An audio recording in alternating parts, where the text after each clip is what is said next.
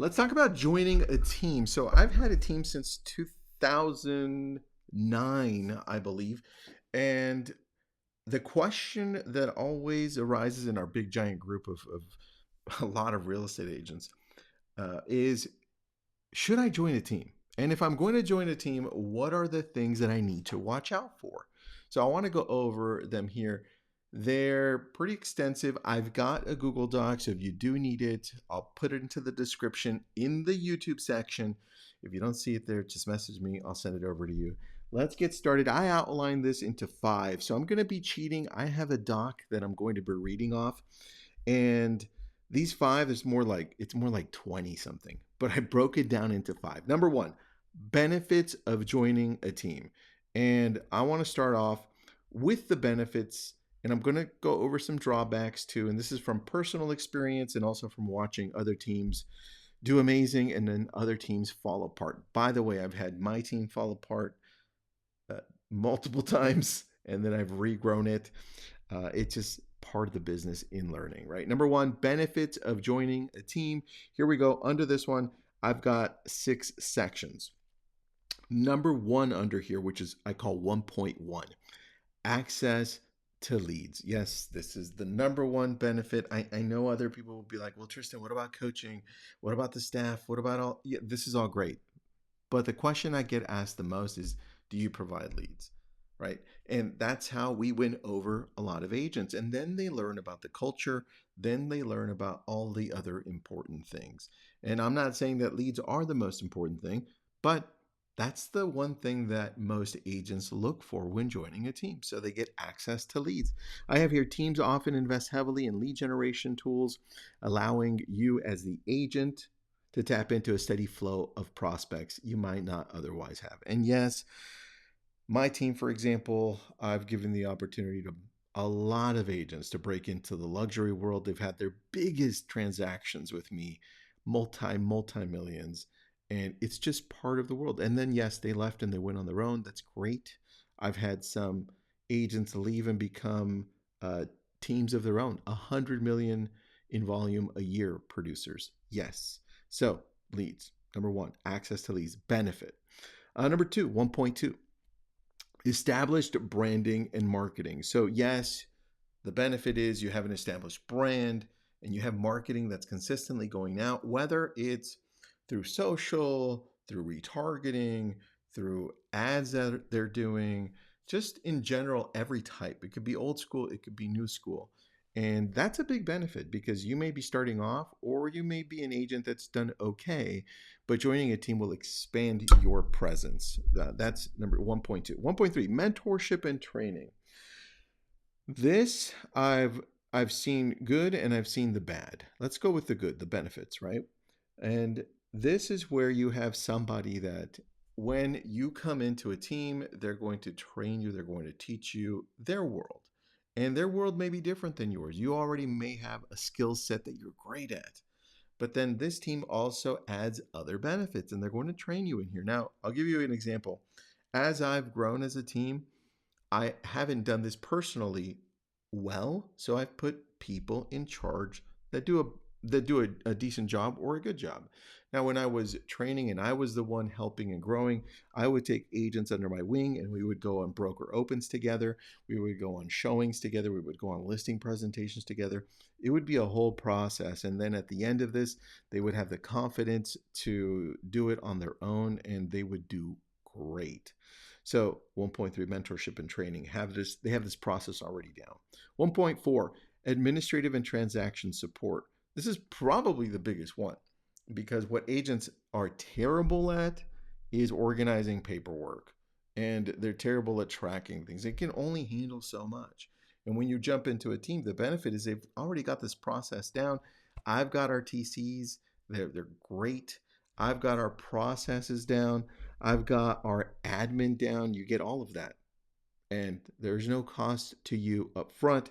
It's only on the split, which we'll go over as well. 1.5, collaboration and opportunities. I put here working alongside other agents fosters idea sharing and skill building, creating a supportive environment for success. One of the great things that we did early on was bring everyone together in one place where we were making calls, we would meet up, we would have that synergy. So we were watching other people succeed, we were watching other agents do their job and do it their style, and watching it work and then watching it not work as well. But it is motivational and it creates great synergy. And number 1.6, work life balance, if that exists, right? I call it more of a harmony. But by sharing tasks and responsibilities, I feel like not only not only does it help me because I can outsource the showing and the other parts, but it helps our agents because now they don't have to be worried about getting leads, opportunities, worrying about paperwork, admin. They do a much better focused job if I'm doing a great job as a team leader to focus on relationship building and their current clients. So that flexibility, right? These are the benefits, right? That's number one, benefits of joining a team. Number two, potential drawbacks.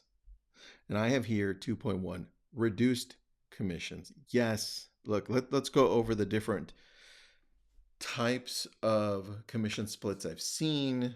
And the one that's more widely done is a 50-50.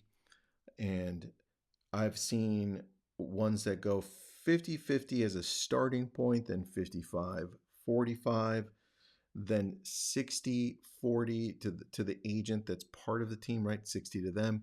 And then I've seen some increase up to there. Now, the challenge is that you as an agent coming into a team, you'd probably want more and more, but there's only so much a team can give you because there's so much money being spent on the infrastructure. So you've got to be a little bit careful there in coming into a team and having expectations as to growing more. What you can do, and what I've seen some teams do a great job with, is as they reach the height of that split, let's say it's 60-40 or wherever it is, right?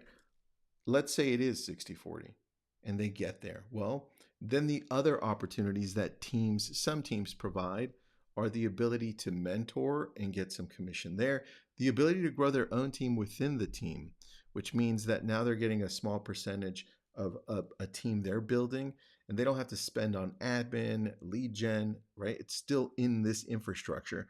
And then by doing well in this team, I'll tell you from personal experience, I've brought in some agents into other things that we do with other business opportunities, whether it's investments or investing in property, tech, other things.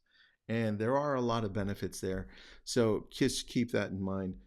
But potential drawbacks, reduced commission, that is 100% at the top. That's 2.1. 2.2, less independence. I would say this is a drawback in the sense that if you're joining a team, some teams do have expectations. Most teams do. They want you to produce a certain amount if they're going to be investing in you, just like you're investing time in them. And so part of that independence goes away when you have a team, not just the team leader, but the team itself expects certain things from you, like expects that you put in a certain amount of time and effort and work into these things, and that you work a certain style or way, right? So that independence in some cases goes away more, in some cases doesn't go away as much, right? And part of that independence also can go away when that team expects you to come into their branding as well. And you've got to be careful too with your database. What happens to that database, right? Does it belong to the team? Do you keep track of it? I've seen it go both ways. So just make sure that there's a contract in place going in that identifies, hey, you keep your own database, even though while we're working together, we're going to mesh it together. And number 2.3, possible personality conflicts. I've seen probably this one being the biggest challenge, even over commissions. So when you're interviewing with the team, make sure that you're asking questions that bring up any possible personality challenges. The more you get them to talk, the more you can see their style, right? And make sure, go to ChatGPT and ask questions and say, hey, if I'm going to join a team, what are some questions that I could ask that would help me understand their personality better, the team leader's personality better? And I would do the same thing. So, for instance, with me, when I'm interviewing for my team members coming in, my business partners, because that's what they really are, uh, I have I have my director of ops do the interview on the phone. Number one, if they pass there, then the team interviews them. There are our team leaders who interview them, and then if the team leaders give us a thumbs up, then they're practically hired. I just have to call them up, make sure, and then I'm like, oh, looks good, guys. So I don't get involved as much because I like to make it more of a collaborative hire because we're all working together on this. That is 2.3. Number three, key roles in a team. I think here's where you've got to identify what are the key roles in a team so that you understand where you fit in, where you can possibly grow into, or are you doing all of this or just one? Here they are. 3.1, buyer's agents. I mean, that's self-explanatory. Are you coming in as a buyer's agent only? What are the expectations? What are you going to be doing? What does the team help out with? Number 3.2, seller's agent. These typically focus on listings and in the world of dealing with the seller directly. But again, make sure you understand what this looks like for the specific team. 3.3, transaction coordinators. Sometimes people hire specifically for this, teams hire specifically for this. I know we have 2 transaction coordinators, and that's all they do all day, all week, all month. 3.4, marketing specialists. Sometimes I've hired in the past agents who are marketing specialists, and that's all they're going to be doing. They get paid to do that, and they don't do real estate. Sometimes I've seen a combo of both. So just ask if that's what you're applying for. And a 3.5, administrative support. A lot of the back end stuff, the day to day things that you don't want to have on your plate as typically as an agent that's joining a team. So it's important to understand, does the team have these in place? And if you are one that's applying for any of these positions, you need to get specifics and to see what's expected. Number 4, commission structure. And I put this one separate. I know we talked about it in potential drawbacks on 2.1, but I wanted to really speak out on this a little bit more because you need to understand what this looks like. I have 4.1 and 4.2. 4.1, lower splits compared to traditional brokerages. Because you're part of a team, a portion of your commission may go to the team lead or cover shared costs. Here's where you're going to have to specify. Is it not just 50-50, but are you also splitting with the brokerage, right? So whatever split goes to the brokerage, then you're going to split that 50-50, and then team agent that's coming into the team, what are you also required to pay for? Your license, typically yes, right? MLS dues, typically yes, yeah. But what else? Make sure it's really outlined and you understand what those costs are. There are obviously benefits that we went through, right? Things that you're not paying for, but what are they? And then if you are splitting with a broker, does the broker have a special agreement with the team where you cap at a lower rate because you're part of a team? And then once you cap, is it 100%? And then do you still pay a due or a fee? And then what about the monthly cost to the brokerage? There are a lot of things that are sometimes not outlined. Make sure you go over them. That's 4.1. 4.2, potential for closing more deals. I'm just going to read this one to you.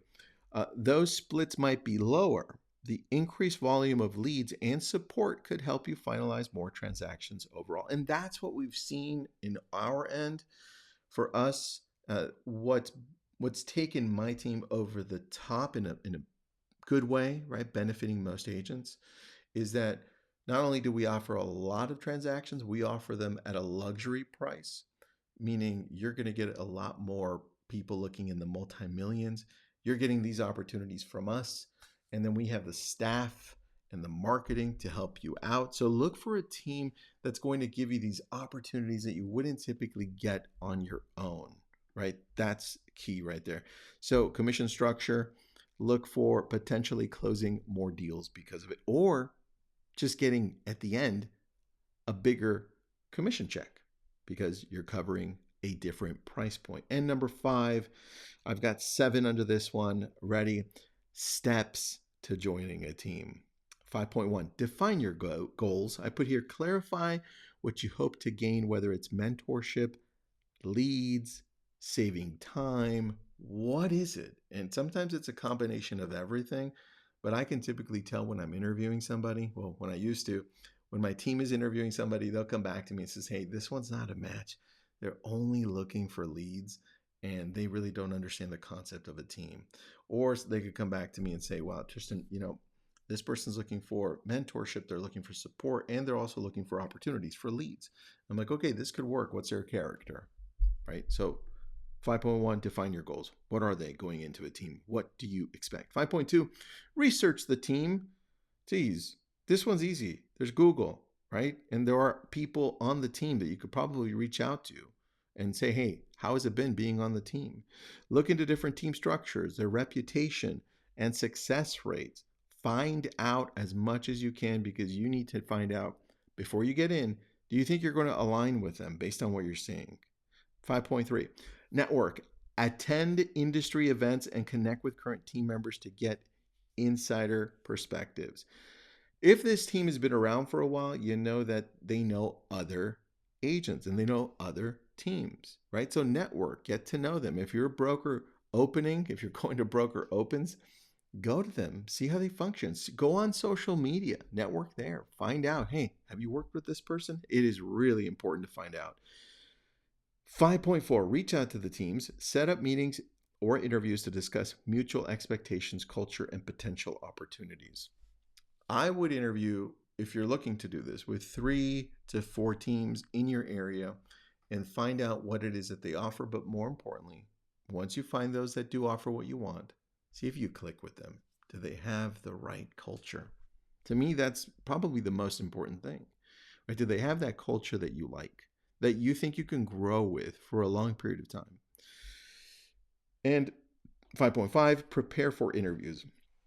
Once you've got these set up, be ready to explain your goals, strength, and how you can contribute to the team's success. I'll tell you, for me, when I'm looking at this, I love talking to agents that bring energy to the table, that are not only looking to get, but are also looking to give back. And giving back in the form of being there to say, "Tristan, send me whatever you can. I'm here to help our team grow." Right? It's not just about me. It's not just about leads. Here's what I want. Right? Here's my background, and here's what I've done in the past. And that's I'm looking for. I'm always looking for someone's character over everything else. You could have closed, and we've taken a few agents this way. You would have closed 0 transactions and then prove yourself because you just have the right attitude. So come prepared, please, and come prepared with an amazing attitude, great energy. 5.6, compare commission splits, support, and team culture to see which setup meets your needs. Once you're done, compare them, outline them with your notes. Say, "Hey, which one felt great?" Right? And then go back and say, "Which ones are my top 2? Which ones are my top 3?" And then indicate why. And then go to your friends and say, "Hey, these are the 2. What do you think?" Right? Or to your family. This is an important decision, joining a team. And so you've got to take this seriously. And last one, 5.7, finalize the agreement. Once you've chosen a team, review the contract carefully to ensure you understand all terms before signing. Here's what I'm going to recommend for you. Not only do you understand the terms coming in, but you understand the terms once this is over too, because not everyone coming into a team is going to be there forever. I mean, I've got 1, 2, 3, 4, 5 agents on my team that have been with me for about 10 years or more, right? And the rest have left, and that's okay. I want some team members come in and I want them to grow and go out, right? Others I want them to stay, and I'm glad they're still here. But make sure you read what the exit looks like on the contract. Who keeps leads? If you still want to work with the leads in the database, can you? And what's that split look like? And once you get transactions that are coming to you after you've left the team, how long after can you still work those together? And what's expected? So get that all outlined. Hopefully this helps. Subscribe to my channel. Share this with anybody you think that's looking to join any type of team. Thank you for being here. Have an awesome day.